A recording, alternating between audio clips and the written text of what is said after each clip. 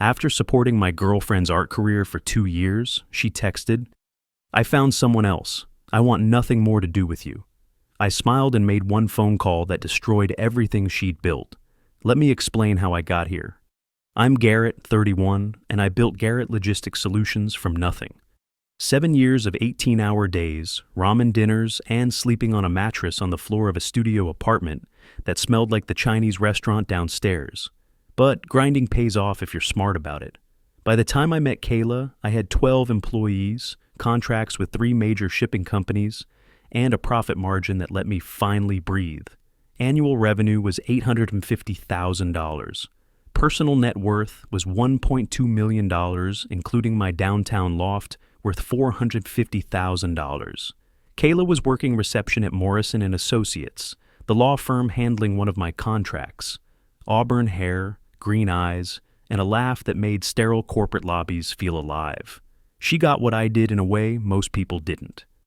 "So you're the reason my Amazon packages actually show up?" she said when I explained logistics consulting.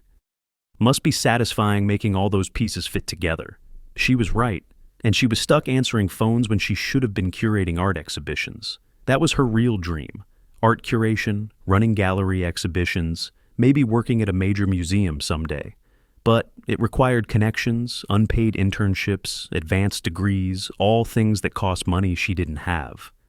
"The best opportunities are unpaid internships at galleries and museums," she explained over dinner at Meridian, this bistro with rotating local artwork.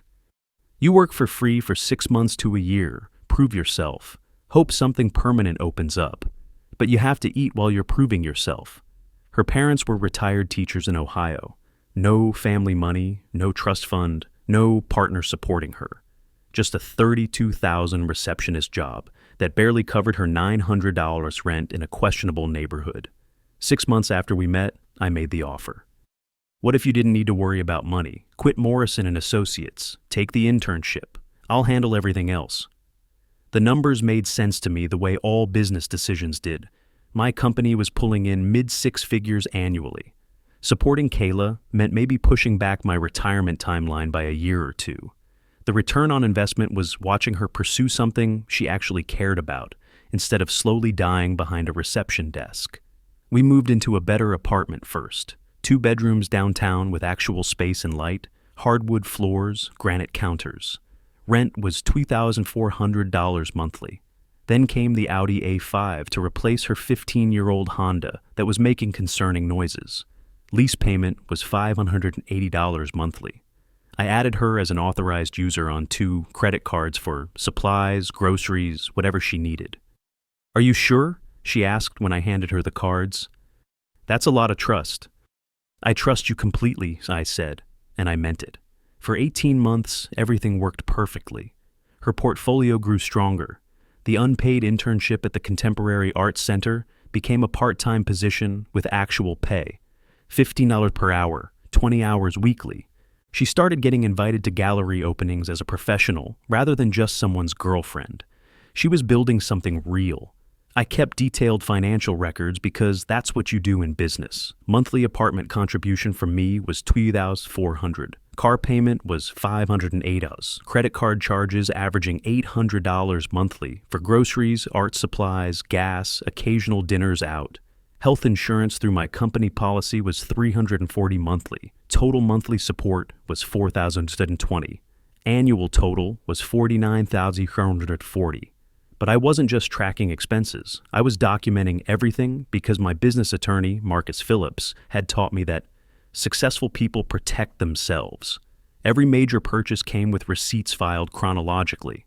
Every significant conversation got summarized in my personal notes app with timestamps. Every financial decision was documented with clear paper trails. Our 2-year anniversary was approaching. I'd made reservations at Aurelius, the new farm-to-table place with a 6-month waiting list. I'd bought a sapphire necklace from Whitmore Jewelers, $800 for a single blue stone on a thin gold chain. Simple, elegant, precious enough to mark a significant occasion. That Thursday evening, I left work early and stopped for white roses and burgundy wine. The plan was simple. Surprise dinner, present the necklace over dessert, maybe talk about the future in concrete terms for the first time. Her car wasn't in our assigned parking space when I got home. I checked my phone, no messages. The apartment felt hollow, like the air had been disturbed recently by someone moving through it quickly. I put the roses in water and opened the wine, assuming she'd gone out for supplies. 20 minutes passed, then 30. I called her phone, straight to voicemail, 45 minutes. Kayla was punctual by nature, and she knew I'd planned something special. My phone buzzed at PM. I found someone else. I want nothing more to do with you. 11 words that rewrote 2 years of history without explanation or context. No apology, no acknowledgement of the life we'd built together.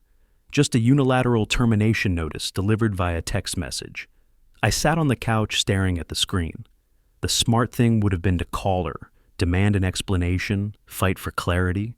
But something in the tone, its coldness, its finality, suggested that conversation wasn't an option. This wasn't an invitation to negotiate. It was a statement of fact. I typed 3 words. As you wish. Then I blocked her number. But I didn't feel devastated. I felt something colder and more practical. The recognition of a business relationship that had been unilaterally terminated. If Kayla wanted nothing more to do with me, I could accommodate that preference completely. That's when I made the phone call that would destroy everything she'd built. I called Marcus Phillips, my business attorney, who also happened to be on the board of directors for the Contemporary Arts Center where Kayla worked. Marcus, it's Garrett. I need to inform you about a situation involving one of your employees at the Arts Center. Kayla Brennan has been using her position there to facilitate what I believe may be financial impropriety. What kind of impropriety? She's been representing herself as financially independent to secure her position, when in reality I've been funding her entire lifestyle for 2 years. Rent, car, living expenses, everything. She just terminated our relationship via text message, which means she's been dishonest about her financial stability throughout her employment. Marcus was quiet for a moment. That's concerning. The Arts Center requires financial disclosure from all employees to ensure they're not dependent on donors or board members in ways that could create conflicts of interest. I have documentation of every payment I've made on her behalf. 2 years of receipts, bank statements, everything. I thought you should know before this becomes a larger issue. Send me everything. We'll need to review this immediately. Next, I called American Express. I need to report authorized user cards as lost and request immediate cancellation. I'm sorry to hear about that, Mr. Morrison. Any suspicious charges we should be aware of? No, just removing an authorized user from the account. I can take care of that right now. The cards will be deactivated within the hour. Visa was equally straightforward. 2 phone calls, 5 minutes each, and Kayla's access to my credit was permanently severed. The car lease company required more explanation, but reached the same result. Auto-pay cancellation will take effect with the next billing cycle, which is in 4 days. Would you like us to send a courtesy notice to the secondary driver? That won't be necessary. The apartment lease was more complicated. We'd both signed, but I'd been the one to qualify financially. My name was first on all paperwork. The early termination clause cost 2 months' rent plus forfeit of the security deposit. $7,200 to end a relationship cleanly. Expensive, but not as expensive as lawyers or prolonged drama. Streaming services, Spotify, phone plan, gym membership, all the small threads that bind modern lives together took another hour to unravel. I methodically removed Kayla's access to every shared account, changing passwords and security questions as I went. By 10 p.m., I'd systematically erased her from my financial life. It felt like closing a business partnership that hadn't worked out. Disappointing, but not devastating. A calculated loss rather than a betrayal. The next morning, Marcus called me back. I've spoken with the Arts Center board. We're terminating Kayla's employment effective immediately. Financial misrepresentation is grounds for immediate dismissal, and her failure to disclose her dependency relationship violates our ethics policies. What about her projects? All reassigned. Her access to our donor database has been revoked, and we're conducting a full audit of her activities. If she was using her position to network with wealthy patrons while hiding her financial situation, that's a serious breach of trust. The lawyer's letter arrived the following Wednesday. Phillips Crane and Associates was embossed at the top in serif font that suggested old money and expensive hourly rates. 2 pages of legal language that boiled down to extortion, disguised as victim advocacy. Our client, Ms. Kayla Brennan, has retained this firm to address the malicious cessation of financial support she has experienced following the end of her relationship with your client. Ms. Brennan had reasonable expectation of continued support based on the established pattern of financial dependency created by Mr. Morrison's previous actions. The sudden termination of housing, transportation, and credit access constitutes financial abuse designed to cause emotional and economic distress. The proposed settlement was this. I would continue paying Kayla's rent and car lease for 6 months while she transitioned to independence. Additionally, I would provide a lump sum payment of $25,000 to compensate for the financial abuse she had endured. I called Marcus Phillips immediately. Financial abuse, I said, after reading him the relevant passages. Is that a real thing legally? It can be in marriages with clear power imbalances or situations involving domestic violence. But you weren't married, right? And she was an authorized user on your accounts, not a joint holder? Everything was in my name. Then they're phishing. No court is going to order you to continue supporting someone who voluntarily ended your relationship via text message. This is intimidation, not law. Marcus drafted a response that was courteous, but unmistakably clear. His client had fulfilled all legal obligations during the relationship and had no duty to continue financial support after its voluntary termination by Ms. Brennan. Any attempt to pursue frivolous litigation would be met with appropriate counterclaims for attorney fees and damages. I never heard from Phillips, Crane & Associates again, but Kayla wasn't finished. She somehow obtained my new phone number. I'd changed it after blocking her original contact, and started texting from different numbers. Long messages that swung between emotional manipulation and calculated cruelty. The tone shifted depending on what response she was trying to provoke. I made a mistake. Can we talk? You're being vindictive and controlling. This isn't who you really are. Russell says you're just threatened by successful men. He owns 3 properties and just closed on a 4th. You really going to throw away 2 years over one stupid decision? Russell doesn't need to buy people to keep them around. Each message was a phishing expedition, testing different approaches to see what might generate a response. Guilt, anger, jealousy, nostalgia. She was cycling through emotional triggers like a salesperson working through closing techniques. I didn't respond to any of it. Engaging would only feed the drama she seemed determined to create. Instead, I forwarded every message to Marcus for documentation purposes. The Instagram post came next. I discovered it through a Google alert I'd set up for my name and business, a precaution Marcus had recommended for reputation management. Kayla had tagged my business account in her post, ensuring it would reach my professional network. Time to speak some truth about financial abuse. When someone controls every aspect of your life through money and then cuts you off the second you try to find happiness elsewhere. Nobody talks about how men use financial dependency as a weapon, but it's real and it's devastating. Garrett Logistics, Wire Survivor, financial abuse, speak your truth. The post had dozens of sympathetic comments and shares from people who didn't know the context, offering support and outrage on her behalf. You're so brave for speaking out. This happened to my sister too. Men like this are predators who target vulnerable women. It was masterfully crafted, painting me as a controlling abuser while positioning her as a brave survivor. The language was careful, no specific accusations that could be challenged legally, just implications and emotional appeals that invited readers to fill in the blanks with their own assumptions. But Kayla had made a critical error by tagging my business. That gave Marcus grounds to pursue defamation claims, and it also meant the post reached people who actually knew me professionally. Within hours, I received calls from 3 major clients asking about the situation. I calmly explained that a former girlfriend was attempting to damage my reputation after I'd ended financial support, following her decision to leave the relationship. I offered to provide documentation if needed. Garrett, we've worked with you for 4 years, said Tom Bradley from Pacific Shipping.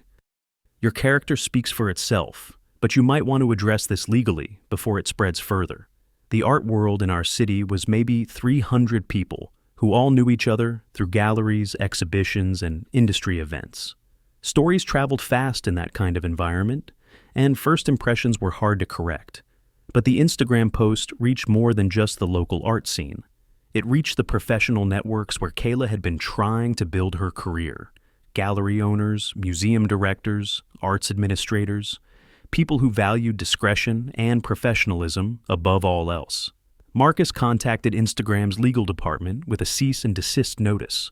The post was removed within 48 hours for violating their harassment policies. But the damage to Kayla's professional reputation was already spreading. Dr. Sarah Chen, director of the Metropolitan Museum's Contemporary Arts Division, called Marcus directly. "We were considering Ms. Brennan for a curatorial assistant position, but this social media situation raises serious concerns about her judgment and professionalism. We can't have staff members who air personal grievances publicly." 3 weeks later, I needed to collect my possessions from the apartment and handle the security deposit walkthrough. I hired Morrison Moving Company and scheduled everything for a Tuesday morning, hoping to avoid confrontation. Kayla and Russell were waiting when I arrived. Russell turned out to be exactly what I'd expected. Mid-30s, carefully maintained stubble, expensive jeans paired with a designer t-shirt. The kind of guy who drove a BMW and talked about his portfolio at cocktail parties. "Garrett," Kayla said when I walked in with the moving crew. Her voice had a practiced softness that didn't reach her eyes. "We need to talk." "Nothing to discuss. I'm here to collect my things." I'd prepared a detailed inventory with receipts for everything I'd purchased. The movers had the list and instructions to take only items I could prove ownership of. "You can't just take everything," Russell said. "She lives here." "Not after today. The lease terminates this afternoon." They tried to claim the living room furniture as gifts, the television as something they'd purchased together, the expensive kitchen appliances as necessities they couldn't replace. Marcus arrived for the walkthrough with a banker's box full of receipts and purchase records. Every major item was documented: dates, amounts, payment methods. The paper trail was ironclad. "Sofa purchased at West Elm, March 15th, 2022, Marcus read from a receipt. "Payment method: American Express ending in 8847, account holder, Garrett Morrison." "Dining table and chairs purchased at Crate and Barrel, April 2nd, 2022. Payment method: Visa ending in 2156, account holder, Garrett Morrison." 65-inch Samsung television purchased at Best Buy, June 18th, 2022.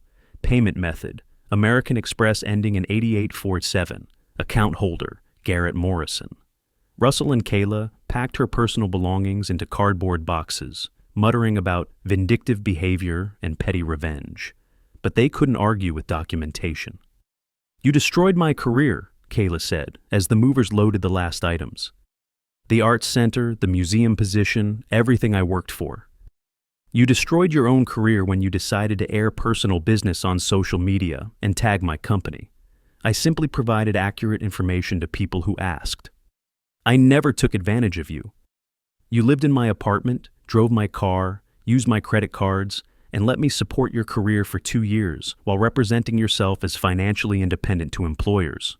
Then you sent me a text message saying you found someone else. What would you call that?" "I call it being honest about my feelings.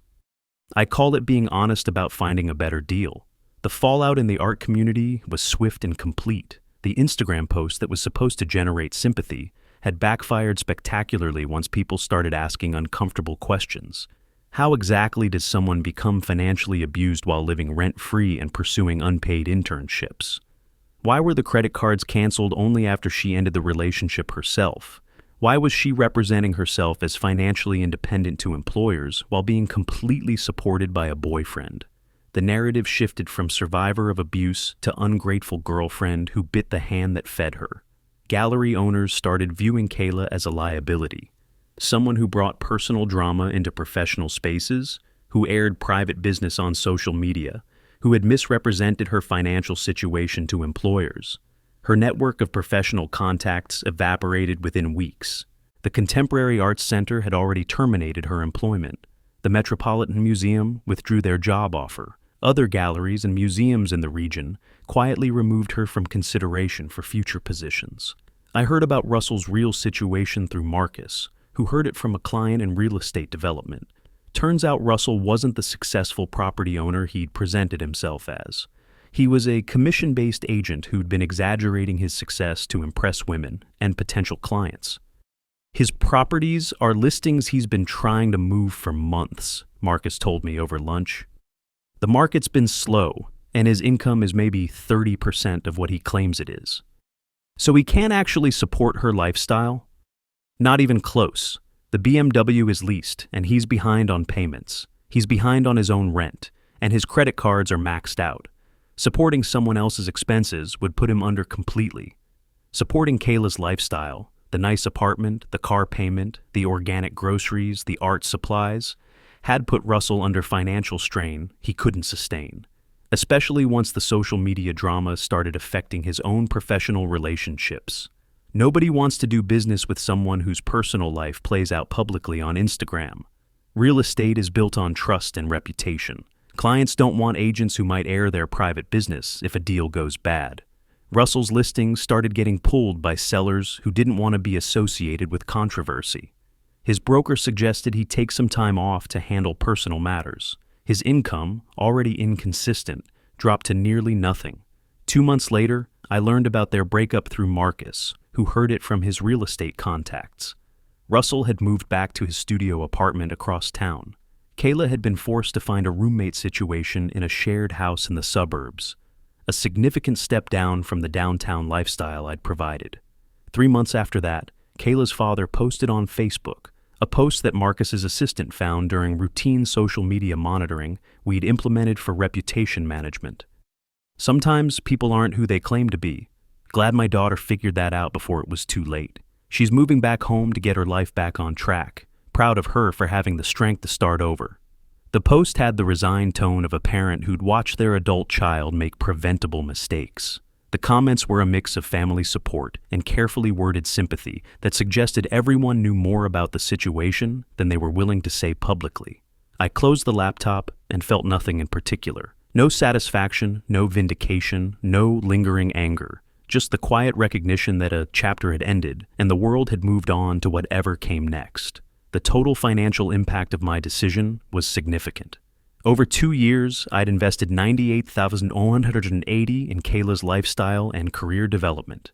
The strategic cutoff saved me approximately $4,120 monthly going forward. That's $49,840 annually that now goes into growth investments instead of supporting someone who didn't value what I provided.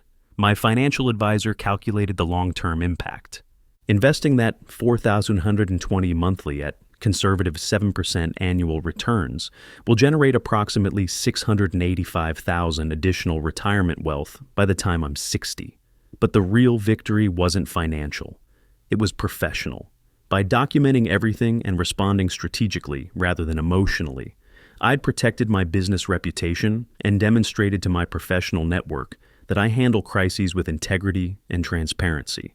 6 months later, Pacific Shipping offered me their largest contract to date, a $2.3 million logistics management deal. Tom Bradley told me privately that my handling of the personal situation had impressed their board. We need partners who keep their personal and professional lives separate, who handle adversity with class. The lesson here isn't about revenge, it's about documentation and strategic thinking. When you support someone financially, document everything. Keep receipts, track expenses, maintain clear paper trails.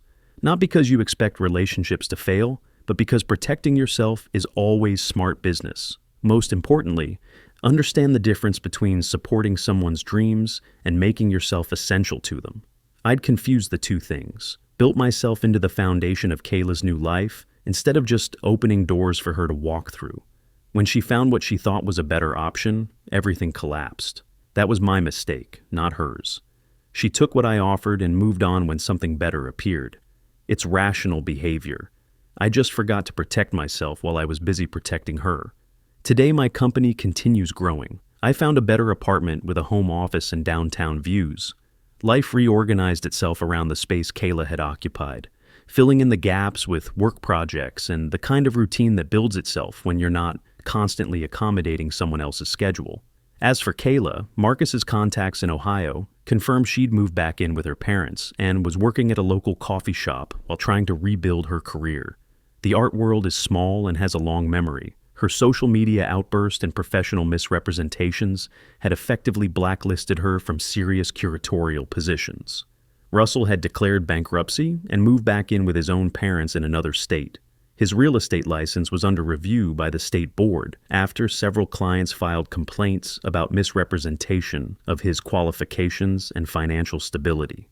Some stories don't need epilogues. They just need to end cleanly with all accounts settled and all parties clear on where they stand. The foundation I'd built for us crumbled when she left.